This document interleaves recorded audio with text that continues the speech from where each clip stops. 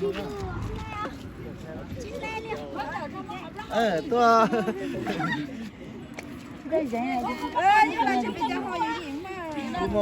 cô giàu đấy nha.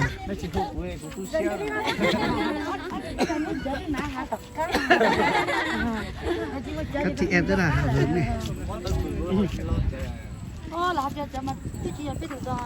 Đây Ô, sao lại không vào nhà? Chưa đến lượt à? À dạ. là người ta cho xin nữa là tôi y nông bắt đầu sau đó tôi về cháu tôi vẫn ngồi chơi là muốn chỉ giống là nó chơi bị tệ nạn chỉ là cái nông sau đó tôi cho nó chơi tới chỉ số mông đau nữa là chỉ đó này để là chỉ nó chơi bây giờ mù là chơi nữa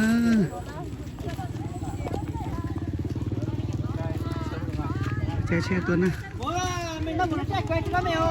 Bây giờ mà cô là cái muốn đến đâu? banana này.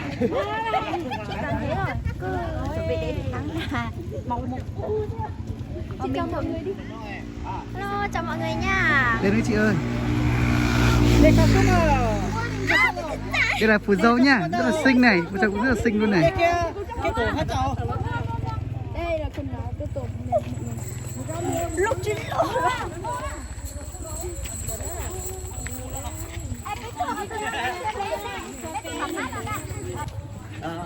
Chám là cần cái ô kìa. Ô này có như là khu rau rồi.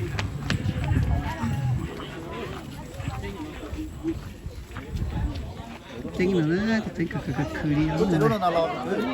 Nhá. Cái chỗ này cái chỗ này vừa là gà chế nữa.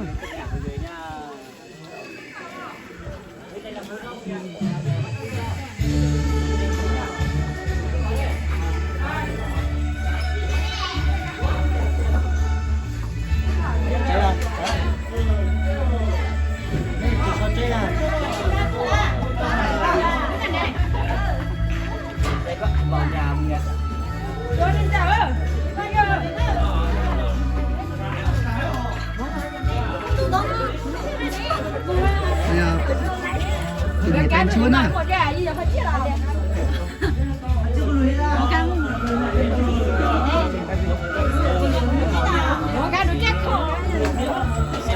Phong tục nó như nào thì mọi người sẽ khám phá nha.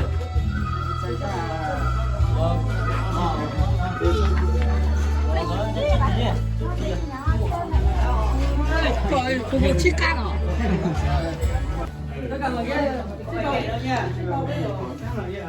Cứ giả vờ ngại một tí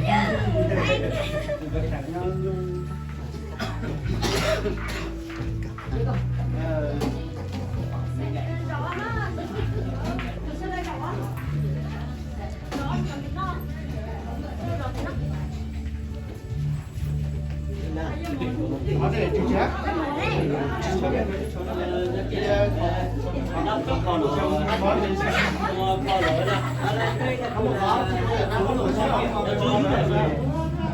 Rồi cái nó tiếng này bên này là tôi thấy là lò nè, là vậy tôi toàn vô kia để làm lót tiền đó là cái gì nữa.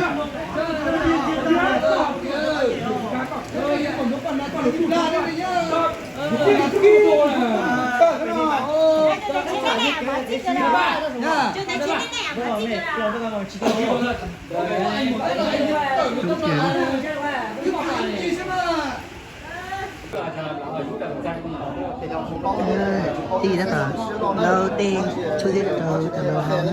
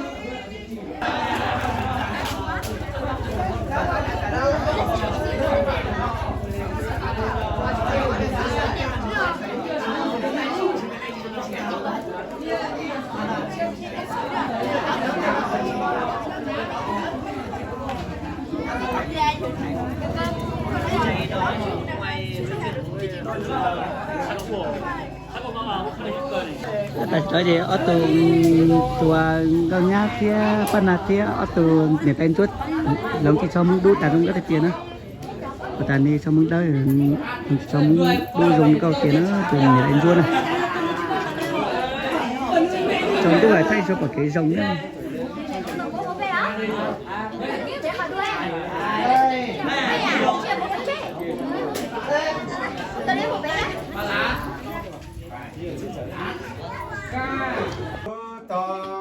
tôi gì rồi trong một khăn là khá chi khá cứ khá chi khá cũng khá gì đâu à cha về uống nào về mấy tuổi rồi về uống nào rồi về uống nào con nào giờ cũng chết à họ cứ khá ti thì tủ luôn thì là cứ ti này giờ tụt đà tụt sáng đó chứ ít tụ chỉ dạng hà cha mẹ uống là về chia sẻ mẹ mà mẹ rồi ta về uống là cha chú có tuổi chỉ hố là mẹ cha cha ba đây chia sẻ là chỉ về mẹ chú cô là uống cô chú mẹ lo uống là cha mùa khó rồi cha đi tố chạy cha đi chạy cho đâu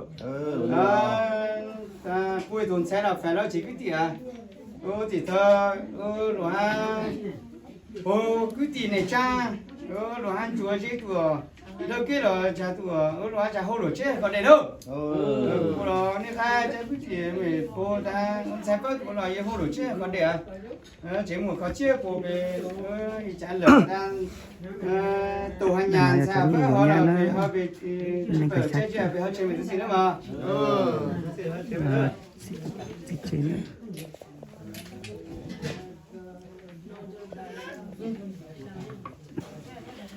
cái gì thế con? Cái gì thế con? Cái gì đó hả? Cái đã rồi chưa? Tạm biệt kho sao chú kho đâu? Chưa có. Tạm biệt kho sao chú kho đâu? Mà ngồi lấy cái khi nhà mình lo đấy. Bây giờ thì sẽ giao cho số tiền cô dâu cho bố nhá, cho bố nhá.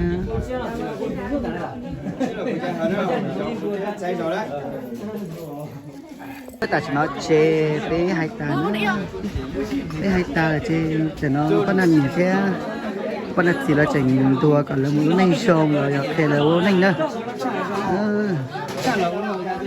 Để nó chê để nó cho món nó nữa cho nó một tay ta nữa cho một xí nó bé chủ mỏ thế đó chê nó mua họ chủ mỏ chủ mỏ này chỉ một lỗ nó chỉ là gì